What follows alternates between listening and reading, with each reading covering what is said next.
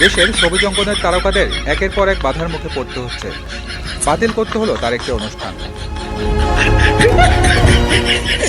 সম্প্রতি ঢাকার লাল ড্রেস পরে গলার তল, নিচের তল, ভূগোলের তল, সব তল দেখিয়ে উত্তাপ ছড়াচ্ছে আমাদের অপু বিশ্বনাথ। তো এই অপবিশ্বাসকে নিয়ে যা তা অবস্থা করে, শুধু অপবিশ্বাস না, মনে করেন অভিনয় জগতে যারাই আছে তারা কিন্তু প্রত্যেকটা সময়, প্রত্যেকটা সেকেন্ডে অশ্লীলতাকে পরিপূর্ণ করে।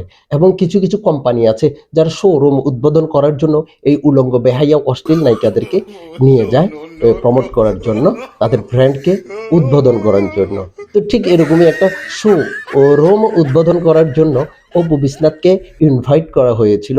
তো অপু বিশ্বনাথ কি করছে, লাল রঙের একটা চুলি পরে, চুলি জামা কাপড় পরে গিয়েছে, এ তলে মলে দেখাইয়া গিয়েছে। তো গিয়েই কি তিনি ক্ষান্ত হয়েছে? না, হয় নাই। তো ওনাকে নিয়ে এবার মডেলিং এ খরায় ফেলেছে এবং বলতেছে যে সাহসী লোকে অপু বিশ্বনাথ ময়দান নেই। এই হলো যে অবস্থা। মনে করবেন যে আপনারা, ওরা যেটাকে অশ্লীলতা আমরা বলি সেটাকে তারা বলে যে কি জানেন, সাহসী লোক। যেটাকে আমরা মনে করি সমাজের জন্য ধ্বংস ডেকে আনবে, সেটাকে তারা মিডিয়া, তথাকথিত মিডিয়া প্রচার করে সাহসী লোক নিয়ে ওই উত্তাপ ছড়াচ্ছে, উমুক উমুক উমুক তুমুক।